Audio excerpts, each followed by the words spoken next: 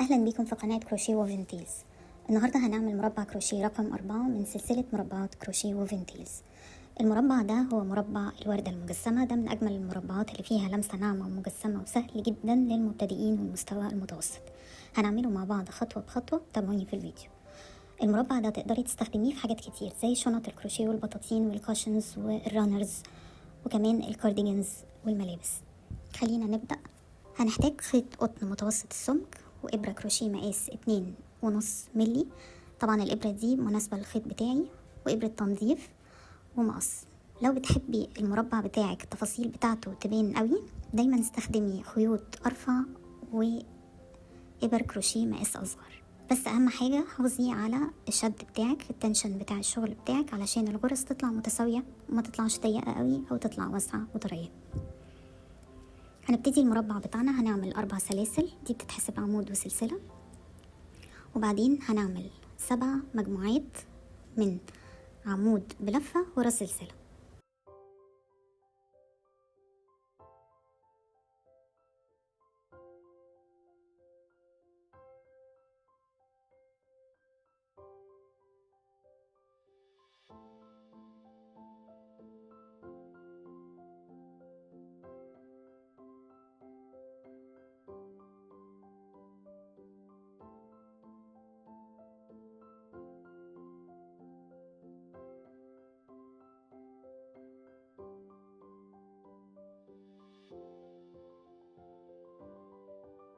كده المجموع عندنا هيبقى 8 عمود بلفة و8 سلاسل. هنشد الحلقة كويس جدا وهنقفل بغرزة منزلقة في تالت سلسلة من ال4 سلاسل اللي بدأنا بيهم.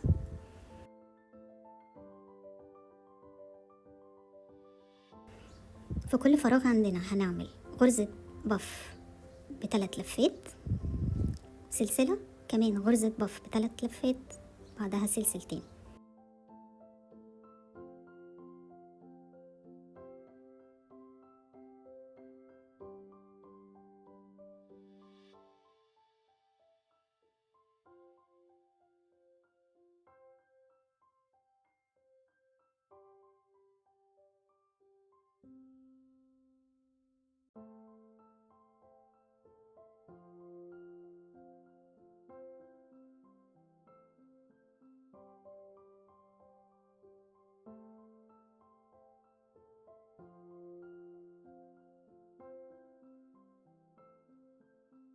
كده هيكون عندنا 8 مجموعات، في كل مجموعة فيها غرزتين بف بينهم سلسلة وبعدهم سلسلتين.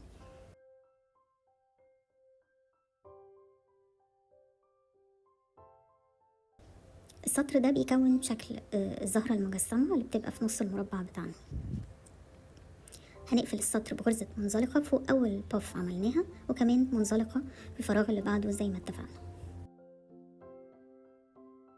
السطر الجديد هنعمل 3 غرز نص عمود بلفة في كل فراغ.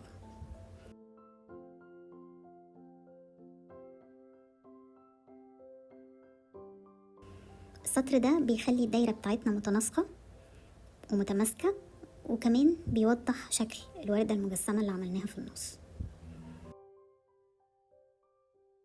هنقفل بغرزة منزلقة في أول نص عمود،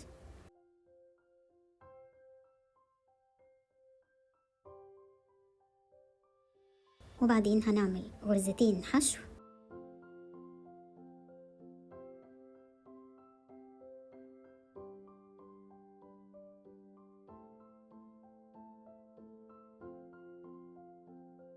وراهم سلسلتين.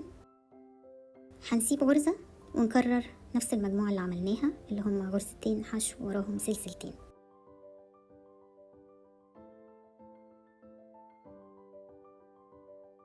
هنكرر المجموعة دي 8 مرات. السطر ده بيدي عرض إضافي للدايرة بتاعتنا، والفراغات اللي في نص اللي احنا بنسيبها بين كل غرزتين حشو بتدي شكل جميل جدا للمربع في الآخر. هنقفل السطر بغرزة منزلقة، وهنعمل غرزة منزلقة كمان عشان نبدأ من الفراغ زي ما اتفقنا.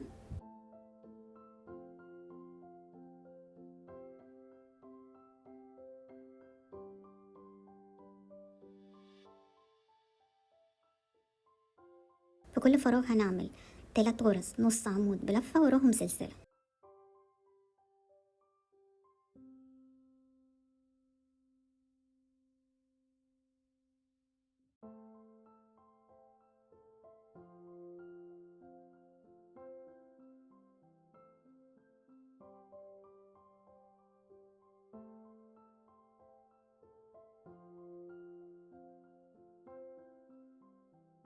هنكمل السطر كله ونقفل الدايرة بتاعتنا بسلسلة وغرزة نص عمود، ده علشان نبتدي من نص الفراغ.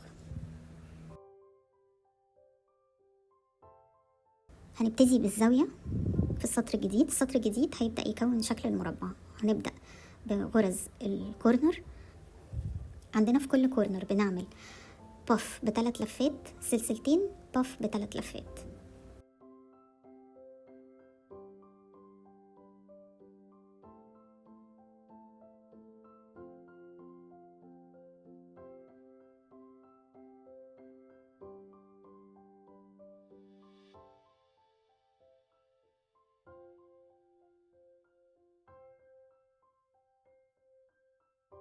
وبعدين هنبتدي نشتغل على غرز الجنب. لاحظوا ان في السطر ده بنحسب كل الغرز، والفراغات كمان بتتحسب بغرزة. هنشتغل في كل الغرز والفراغات في الجنب. هنعمل لكل جنب 4 غرز عمود بلفة.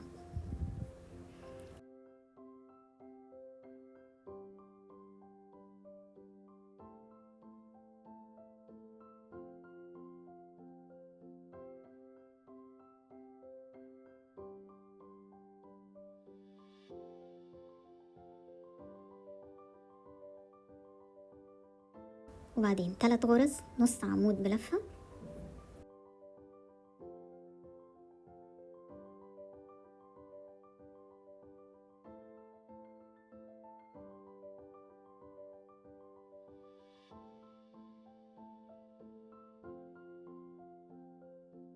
وبعدين غرزة حشو.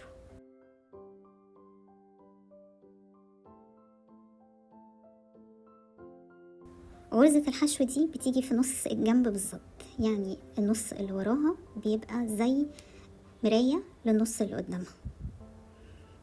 فبنرجع تاني بعد غرزة الحشو نعمل 3 نص عمود بلفة زي ال3 غرز اللي قبلها، وراهم 4 عمود بلفة زي أول 4 غرز عملناهم في الجنب.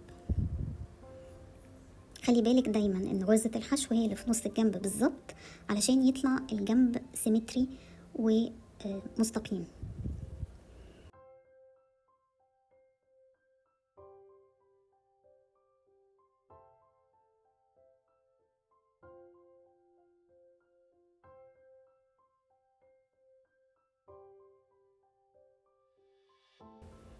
وبعدين بنعمل غرز البف اللي في الكورنر واللي بتكمل شكل الوردة اللي في النص، وبتدي المربع لمسة كده بارزة وجميلة.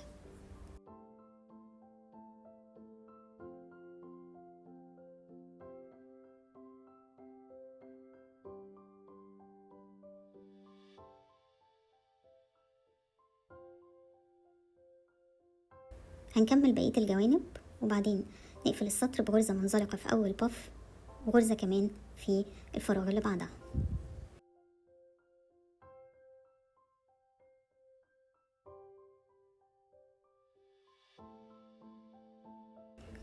آخر سطر عندنا بنعمل فيه في كل كورنر بنعمل بف سلسلة بف سلسلة بف، يعني كل كورنر فيه 3 بف بينهم سلسلة.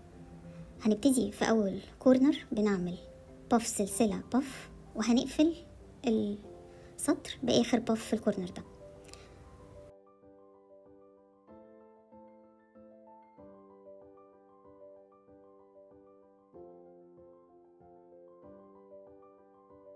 في الجوانب بنعمل غرزة عمود بلفة في كل غرزة، سهل جدا. السطر ده آخر سطر في المربع بتاعنا، فبيديله تماسك وبيشد الأطراف كده، بيخلي شكله النهائي جميل جدا.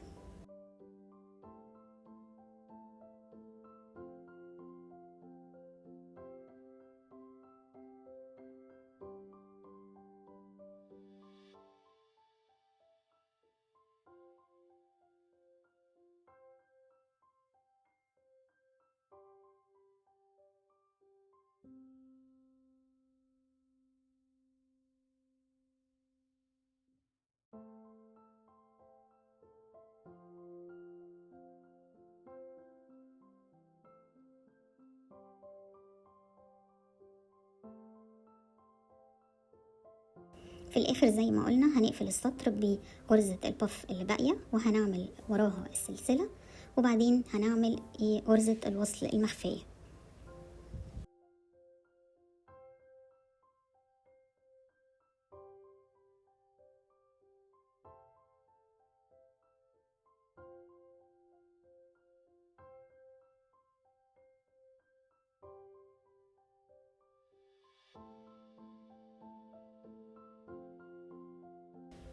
طبعا دايما بنقفل بيها المربعات بتاعتنا والشغل بتاعنا علشان شكل الشغل يبقى نظيف متساوي.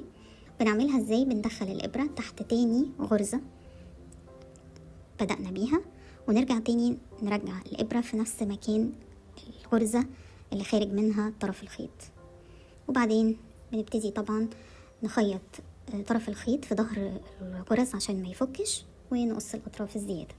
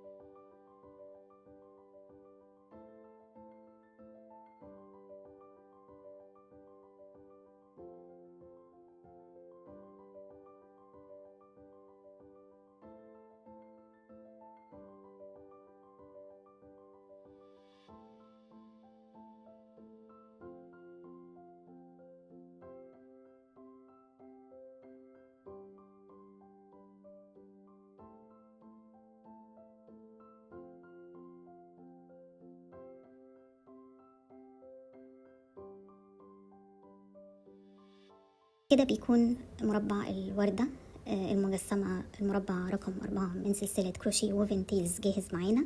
ده من أكتر المربعات المميزة، وغرز الباف اللي في الزوايا بتدي شكل جميل جدا لما نوصل كذا مربع مع بعض. طبعا مع الوردات المجسمة اللي في النص بيبقى شكل التصميم حلو جدا. في الفيديو الجاي إن شاء الله هنكمل سلسلة المربعات بتاعتنا، وكمان هنعمل فيديو تاني مشروع حلو جدا هيعجبكم بالمربع اللي احنا عملناه النهارده. تابعوني عشان ما يفوتكوش اي فيديو. لو عجبكم الفيديو ما تنسوش الاشتراك في قناة كروشيه ووفن تيلز وتفعيل الجرس عشان توصلكم باقي سلسلة فيديوهاتي. شكرا لمشاهدتكم، واشوفكم في فيديو جديد.